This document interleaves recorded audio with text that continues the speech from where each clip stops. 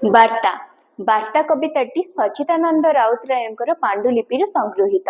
ଏଠାରେ ଲେଖକ ଅତ୍ୟାଚାରିତ ମାନଙ୍କୁ ପୀଡ଼ନର କାରଣ ପଚାରିବା ପାଇଁ ଏହି କବିତାଟି ରଚନା କରିଛନ୍ତି। ତ ଚାଲନ୍ତୁ ଆମେ ବାର୍ତ୍ତା ବିଷୟରେ ଆଲୋଚନା କରିବା।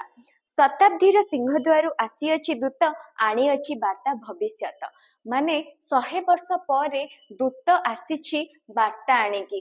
କଣ? ଭବିଷ୍ୟତର ବାର୍ତ୍ତା ଆଣି ଦୂତ ଆସିଅଛି ଶତାବ୍ଦୀର ସିଂହଦ୍ୱାରରୁ।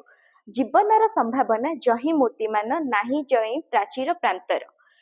ଯୋଉଠି ଜୀବନର ସମ୍ଭାବନା ଅଛି, ଯୋଉଠି ପ୍ରାଚୀର ପ୍ରାନ୍ତର ନାହିଁ, ସେଇଠି ଜୀବନର ସମ୍ଭାବନା କିଏ? ମୂର୍ତ୍ତିମାନ। ଜାଗ ହେ ମାନବ ଶିଶୁ, ଜାଗ ନର ବ୍ରହ୍ମ, ଜାଗ ଧରି ଲୌକିକର ଜ୍ଞାନ। ଏଠାରେ କବି ମାନବ ଶିଶୁ ନରବ୍ରହ୍ମ ମାନଙ୍କୁ ଲୌକିକର ଜ୍ଞାନ ଧରି ଜାଗି ଉଠିବାକୁ କହିଛନ୍ତି। ଦୃଢ ହୁଅ ରୂଢ ହୁଅ ନିୟ ପ୍ରତିଶୋଧ। ଦୃଢ ହୁଅ ମାନେ କଠୋର ହେଇକି ପ୍ରତିଶୋଧ ନିଅ। କୋଉମାନଙ୍କଠୁ? ଯୋଉମାନେ ଆମ ଉପରେ ଏତେ ବର୍ଷ ଧରି ଅତ୍ୟାଚାର କରି ଆସିଛନ୍ତି, ସେମାନଙ୍କ ଠାରୁ ପ୍ରତିଶୋଧ ନିଅ ବୋଲି କବି କହିଛନ୍ତି। ଯୁଗବ୍ୟାପୀ ହୀନ ଦାସତ୍ୱର, କାହାର ପ୍ରତିଶୋଧ ନବ? ହୀନ ଦାସତ୍ୱର। ଯୁଗବ୍ୟାପୀ ଯୋଉ ଦାସତ୍ୱ କରିଛନ୍ତି, ଆମ ଉପରେ ଅତ୍ୟାଚାର କରିଛନ୍ତି, ତାହାର ପ୍ରତିଶୋଧ ନେବ। ସମୟ ଆସିଛି ଆଜି ପଚାରିବା ପାଇଁ, ଦୀପ୍ତ କଣ୍ଠେ ହେ ମାନବ ପୁତ୍ର।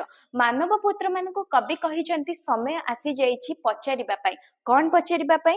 ଏତେ ଦିନ ଶୃଙ୍ଖଳାଟା ଥିଲା କାହିଁ ପାଇଁ, କିମ୍ବା ଥିଲା ଲୌହ କାରାଗାର। ଏତେ ଦିନ ନିୟମଟା କଣ ପାଇଁ ଥିଲା? ଲୌହ କାରାଗାର କଣ ପାଇଁ ଥିଲା ଆମ ମାନଙ୍କ ପାଇଁ? ସେଇଟା ପଚାରିବା ପାଇଁ କବି ସମୟ ଆସି ଯାଇଛି ବୋଲି କହିଛନ୍ତି। ଯୁଗ ଯୁଗ ଧରି ଯେତେ ଭୀମ ଅତ୍ୟାଚାର, ପୀଡ଼ା ଦେଲା ମାନବ ଆତ୍ମାକୁ, ମାଗିବାକୁ କୈଫିତ, ଆଜି ତ ତାହାରି ବେଳ ହେଲା ହେ ରୁଦ୍ର ଭୈରବ। ମାନେ ଯୁଗ ଯୁଗ ଧରିକି ଯେତେ ଭୀମ ଅତ୍ୟାଚାର ଆମ ଉପରେ ହେଉଥିଲା, ତାହାର କାରଣ ମାଗିବାକୁ କୈଫିତ ମାନେ କାରଣ ମାଗିବାକୁ ସମୟ ଆସିଗଲା ବୋଲି କବି ଆମକୁ କହିଛନ୍ତି। କବି ଆମମାନଙ୍କୁ ରୁଦ୍ର ଭୈରବ ବୋଲି ସମ୍ବୋଧନ କରିଛନ୍ତି।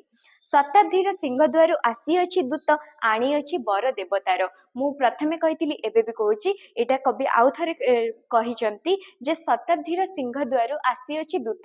ଶତାବ୍ଦୀର ସିଂହଦ୍ୱାରରୁ ଦୂତ ଦେବତାଙ୍କ ବର ଧରି ଆସିଅଛି। ଦଗ୍ଧ ହୁଅ ଭସ୍ମ ହୁଅ ହେ ମନୁଷ୍ୟ ପୁତ୍ର, କୀଟ ସମ ହୁଅ ନିଷ୍ପେଷିତ। ଆମ ମାନଙ୍କୁ କୀଟ ସମାନ ନିଷ୍ପେଷିତ ହେବାକୁ କହିଛନ୍ତି।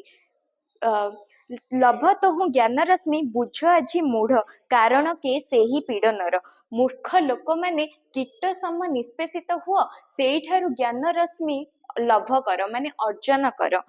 କାରଣ ପଚାର ସେହି ପୀଡ଼ନର। ପୀଡ଼ନ ମାନେ କଷ୍ଟ, ସେଇ କଷ୍ଟର କାରଣ ପଚାର ବୋଲି କହିଛନ୍ତି। ତାହାରି ଉଚ୍ଛେଦ କର କରରେ ନିର୍ମୂଳ, ସ୍ୱେନ ପରି ନିୟ ପ୍ରତିଶୋଧ। ସେଇ କଷ୍ଟର ଉଚ୍ଛେଦ କର, ନିର୍ମୂଳ କରିଦିଅ। ନିର୍ମୂଳ ମାନେ ପୁରା ସଫା କରିଦିଅ। ସ୍ୱେନ ମାନେ ଶାଗୁଣା ପରି ପ୍ରତିଶୋଧ ନିଅ। କିପରି ପ୍ରତିଶୋଧ ନେବାକୁ କହିଛନ୍ତି? ଶାଗୁଣା ପରି ପ୍ରତିଶୋଧ ନେବାକୁ କହିଛନ୍ତି।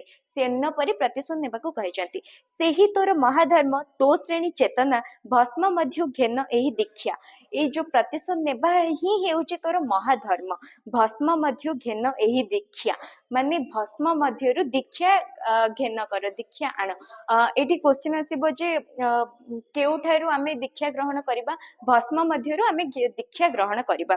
ଧନ୍ୟ ହେଉ ଉତ୍ପୀଡ଼ନ, ଜୟ ହେଉ ପୀଡ଼ନର। ଉତ୍ପୀଡ଼ନ ମାନେ ଯୋଉ ଆମେ କଷ୍ଟ ପାଇଛେ, ନିର୍ଯାତନା ପାଇଛେ, ସେହି ନିର୍ଯାତନାର ଧନ୍ୟ ହେଉ। ଜୟ ହେଉ ପୀଡ଼ନର, ଜୟ ଲଭୁ କୃଶର ସାଧନା। ପୀଡ଼ନର ମାନେ ଆମମାନେ ଯୋଉ ନିଷ୍ପେଷିତ ହେଇଛି, ଆମ ମାନଙ୍କର ଜୟ ହଉ। ଜୟ ଲଭୁ କୃଶର ସାଧନା ମାନେ କୃଶର ସାଧନା ଜୟ ଲାଭ କରୁ। ଇଏ ଥିଲା ବାର୍ତ୍ତା କବିତା। Thank you. ମୁଁ ଶିଖା ସ୍ୱରୂପା ସାହୁ, TNT ସ୍କିଲ୍ ସେଣ୍ଟରର ଛାତ୍ରୀ।